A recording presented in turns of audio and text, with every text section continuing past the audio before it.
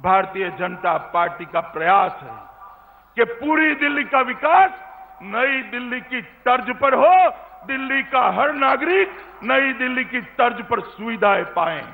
अगर वो करना है तो भारत सरकार के साथ सहयोग करने वाली सरकार चाहिए। और मित्रों, मोदी जी ने देश के नाम को दुनिया में बढ़ाने का काम किया है। आप मुझे बताइए, यूपीए की सरकार थी तब हमारे प्रधानमंत्री जी थे मौनी बाबा, याद है ना? मनमोहन सिंह जी विदेश जाते थे तो किसी को मालूम पड़ता था? मालूम पड़ता था क्या? आज मोदी जी जाते हैं, अमेरिका जाते हैं, ऑस्ट्रेलिया जाते हैं, जापान, भूटान, नेपाल, फिजी, कई जगह पे जाते हैं।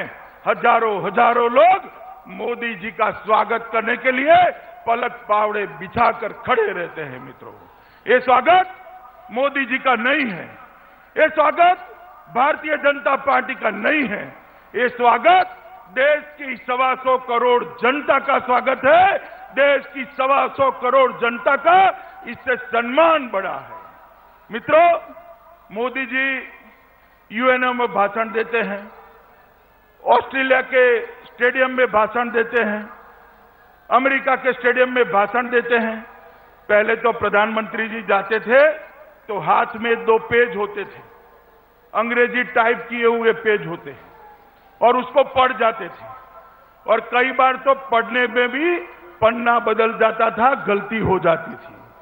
मगर मोदी जी जब दुनिया को संबोधित करते हैं और धारा प्रवाह हिंदी में संबोधित करते हैं और पूरी दुनिया सुनती है, तो दुनिया में हिंदी का सम्मान होता है, भारत का सम्मान होता है, और पूरी दुनिया आज गर्व के साथ पूरे दुनिया में फैले भारतीय ही हिंदी भाषा में मोदी जी का भाषण सुन रहे हैं। 8 ही महीने के अंदर देश के अंदर एक परिवर्तन हुआ है। जनता जो पहले निराश थी, हताश थी, विश्वास खोकर बैठी थी, वो जनता आज आशा के साथ मोदी जी के सामने देख रही है। वो जनता का भरोसा सरकार पे बढ़ा है, देश की ब्यूरोक्रेसी का भरोसा सरकार पे बना है, देश की सेना का भरोसा सरकार पे बना है, और देश में से विश्वास का एक संकट था, वो संकट दूर हो गया है। मोदी जी के नेतृत्व में भारत आगे बढ़ने के लिए एक निश्चित मार्ग पर आगे बढ़ा है, और दुनिया को एक भरोसा हुआ है कि अगर मोदी जी का नेतृत्व इसी तरह काम करता रहा तो 21वीं शताब्दी भारत की शताब्दी है, ये भरोसा दुनिया को मिला है। मित्रों, मोदी जी का विजय रथ पूरे देश में घूमकर पूर्ण बहुमत के साथ भारतीय जनता पार्टी की सरकार बनाकर आ गए। मित्रों, मोदी जी आ गए हैं, मैं आप सबकी विधानसभा में भी आने वाला हूं, उस वक्त मैं आपके साथ बातचीत करूंगा। किरण जी भी हर विधानसभा में आ रही है। आज मोदी जी की पहली रैली है। मोदी जी यहां से भारतीय जनता पार्टी के कार्यकर्ता और दिल्ली की जनता के साथ सीधा संवाद करेंगे। मैं आप सबको मोदी जी की आए तब तक मंच संचालक के हवाले करता हूं। वंदे मातरम। भारतीय जनता पार्टी के राष्ट्रीय अध्यक्ष अमित शाह जी को प्रतीक चिन्ह देते हुए मैं अब ऐसे राष्ट्र पुरुष को आमंत्रित कर रहा हूं। हमने भारत का शरीर जीत लिया, अब इस भारत का दिल और दिल्ली जीतने के लिए एक ऐसे धरती पुत्र को आमंत्रित करता हूं जो विश्व में भारत माता का डंका बजा रहे हैं। ऐसे हमारे लोकप्रिय प्रधानमंत्री श्री नरेंद्र मोदी जी।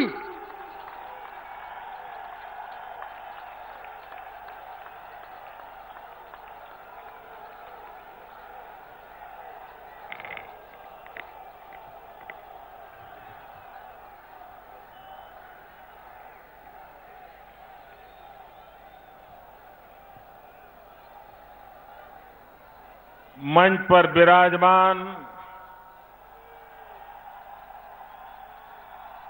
भारतीय जनता पार्टी के सफल राष्ट्रीय अध्यक्ष श्रीमान अमित भाई शाह, श्री रामलाल जी, जिनके नेतृत्व में दिल्ली में भारतीय जनता पार्टी चुनाव लड़ रही है, वैसे डॉक्टर किरण बेदी जी, मंत्री परिषद के मेरे साथी और हमारे वरिष्ठ नेता डॉक्टर हर्षवर्धन जी, केंद्र में मेरे मंत्री साथी डॉक्टर महेश शर्मा जी, किशन पाल गुर्जर जी, जिनके मार्गदर्शन में भारतीय जनता पार्टी विजयश्री की ओर तेज गति से आगे बढ़ रही है। वैसे मेरे बहुत पुराने मित्र प्रदेश के अध्यक्ष श्रीमान सतीश उपाध्याय जी, हमारे सांसद महेश गिरी, श्री मनोज तिवारी, मीनाक्षी जी,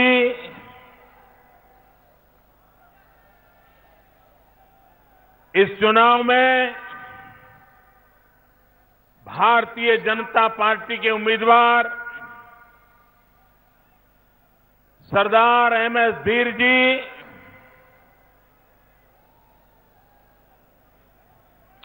ओखला से श्री ब्रह्म सिंह जी, त्रिलोकपुरी से श्रीमती किरण बैद जी, कौंडली से श्री हुकम सिंह जी, पड़पसगंज से श्री विनोद बिन्नी जी, लक्ष्मी नगर से बीबी त्यागी जी, विश्वास नगर से ओम प्रकाश शर्मा जी, और मैंने पहले ही कहा, इस बार कृष्णनगर दिल्ली को एक नया मुख्यमंत्री देने वाला है। गांधीनगर से जितेंद्र चौधरी जी,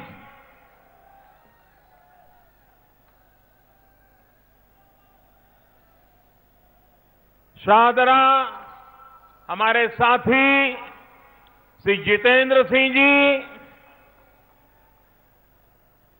सीमापुर कर्मवीर सिंह चंदेल, श्री साहिब सिंह चौहान, बाबरपुर से नरेश गौड़, गोकलपुर से रंजीत कश्यप, मुस्तफाबाद से जगदीश प्रधान, करावल नगर से मोहन सिंह जी, मंच पर उपस्थित सभी वरिष्ठ महानुभाव और विशाल संख्या में पधारे हुए दिल्ली के प्यारा मतदाता भाइयों और बहनों, आप दिल्ली के मतदाता हैं। आप दिल्ली में मतदान करने वाले हैं, लेकिन ये चुनाव कौन विधायक बने कौन न बने, कौन मुख्यमंत्री बने कौन न बने, किसकी सरकार बने किसकी सरकार न बने, इतने मात्र के लिए सीमित नहीं है। ये चुनाव पूरी दुनिया में हिंदुस्तान की छवि कैसी हो, दुनिया हिंदुस्तान को किस रूप में देखें, अगर दुनिया को हिंदुस्तान की पहचान करानी हो तो कहां से कराएं। मेरे भाइयों बहनों, दिल्ली से बढ़कर के कोई जगह नहीं है जो दुनिया में हिंदुस्तान की पहचान बना सके। दिल्ली की हर घटना न सिर्फ भारत में लेकिन पूरे विश्व में उसका प्रभाव पैदा करती है, हिंदुस्तान की पहचान बनाती है। और इसलिए मेरे भाइयों बहनों, इस चुनाव को सिर्फ उस रूप में न देखा जाए, लेकिन उस रूप में देखा जाए कि पूरे विश्व के सामने हम दिल्ली को किस रूप में प्रस्तुत करते हैं। भाइयों बहनों, मैं दिल्ली में आकर के रह रहा हूं। एक प्रकार से मैं अब दिल्ली वासी हो गया हूं, लेकिन मैं दिल्ली इसलिए आया हूं क्योंकि आपने मुझे बुलाया है। अगर दिल्ली वासियों ने सातों एमपी जीत करके न दिए होते, 7 एमपी दिल्ली ने मुझे न दिए होते, तो मेरा आना भी संभव हुआ होता क्या। और इसलिए मेरे दिल्ली के प्यारे भाइयों बहनों, मैं आपके बुलावे पर आया हूं, लेकिन जब आया हूं तो सिर्फ गद्दी पर बैठने के लिए नहीं आया हूं, मैं आया हूं आपकी सेवा करने के लिए।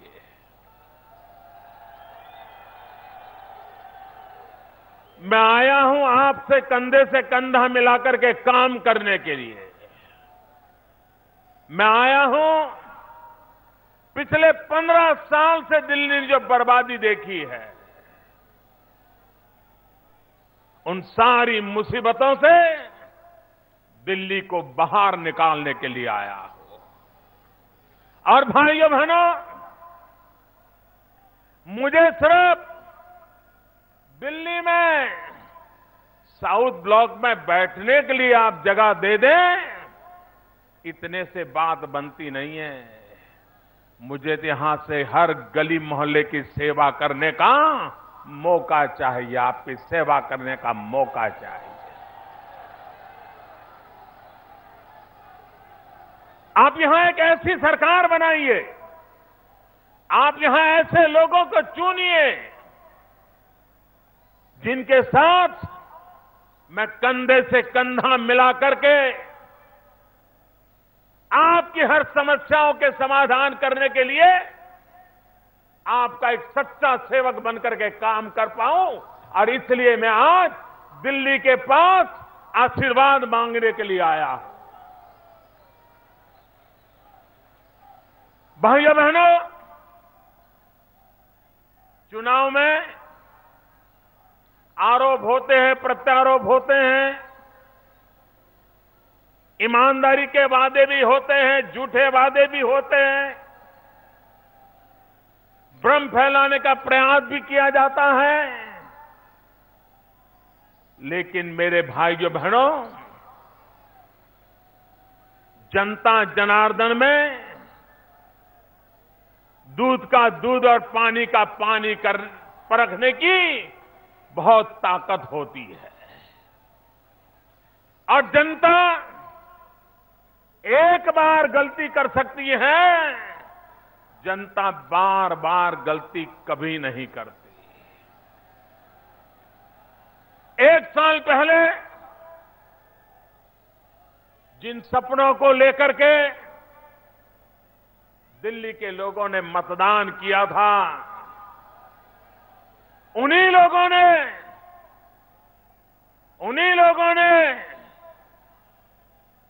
आपके पीठ पे छुरा भोंका, आपके सपनों को चूर चूर कर दिया, आपको अस्थिरता में झोंक दिया। और ये दिल्ली के समझदार नागरिक देखिए,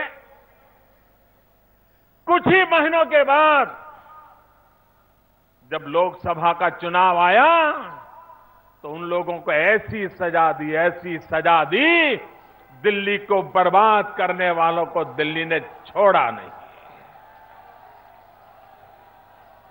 और इस चुनाव में भी दिल्ली को बर्बाद करने वालों को दिल्ली कतई पसंद नहीं करेगी, ये मुझे पूरा विश्वास है। भाइयों बहनों, जो लोग बड़ी बड़ी बातें करते हैं उनका ट्रैक रिकॉर्ड भी देखना चाहिए। हिंदुस्तान में किसी एक दल ने एक चुनाव में सर्वाधिक लोगों ने की जमानत जब्त हुई हो, ऐसा वर्ल्ड रिकॉर्ड अगर किसी ने किया हो तो उस दल को आप भली भांति जानते हो। जमानत जब्त करवाने का वर्ल्ड रिकॉर्ड, और फिर भी लोगों को भ्रमित करने में जरा भी कोताही नहीं बरतते।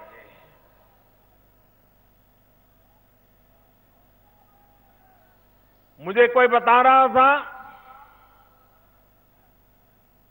एक बड़ा चतुर ऑटो रिक्शा वाला था,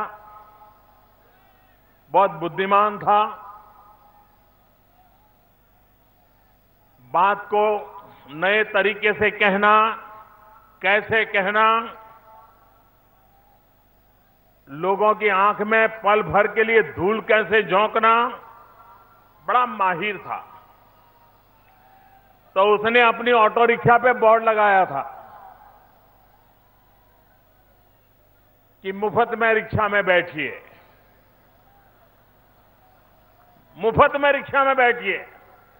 तो कोई भी बाहर का व्यक्ति आता था, उसको लगता है यार तो बड़ा सेवाभावी व्यक्ति है, मुफ्त में बिठाता है, तो बैठ जाते थे। और फिर बताते थे कि वहां जाना है तो ले जाता था, और जब रिक्शा में से उतरने लगते थे तो पैसे मांगता था। उन्होंने कहा, भाई तुमने तो बोर्ड लगाया है कि रिक्शा में बैठना मुफ्त में।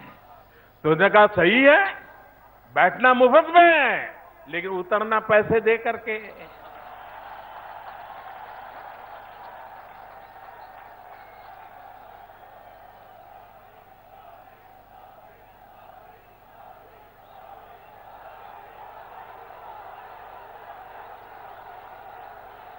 अब मुझे बताइए,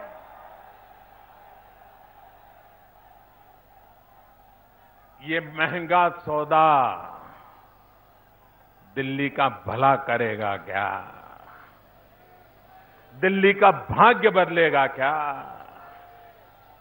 भाइयों बहनों, एकाध बार झूठ चल जाता है, एकाध बार लोगों की आंख में धूल झोंक करके कुछ पाना सरल हो जाता है, लेकिन बार बार लोगों की आंख में धूल झोंक करके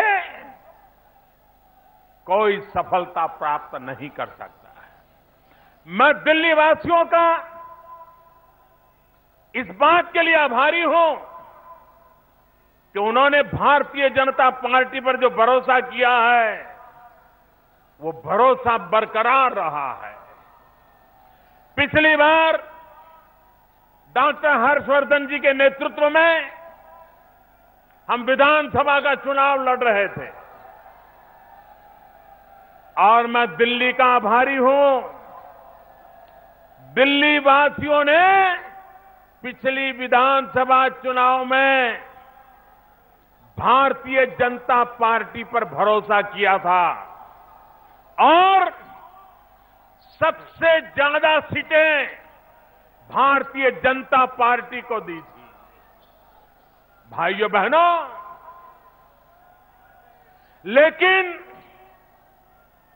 सरकार बनाने में कुछ कम पड़ गई। भारतीय जनता पार्टी भी सौदेबाजी कर सकती थी, कुर्सी का खेल खेल सकती थी, लेकिन हमने वो रास्ता नहीं अपनाया। हमने कहा हम भले सबसे बड़ी पार्टी चुनकर के आए हैं, दिल्ली की जनता ने हमको सर्वाधिक प्यार दिया है, लेकिन हमें सरकार चलाने का हक नहीं दिया है।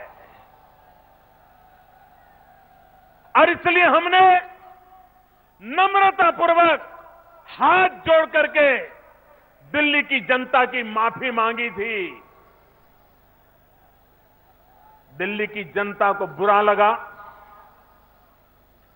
उनको अपने आप पर बुरा लगा।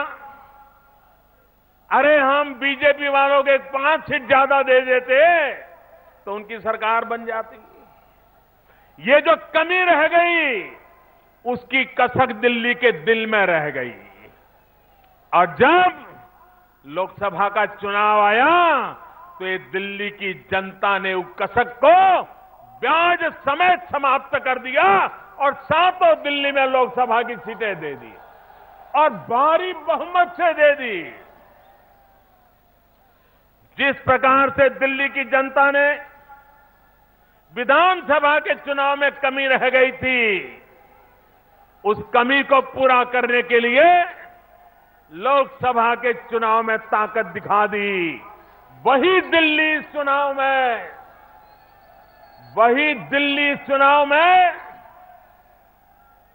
विधानसभा में 2/3 बहुमत के साथ भारतीय जनता पार्टी को स्थिर सरकार बनाने का अवसर देगी, ऐसा मुझे पूरा विश्वास है।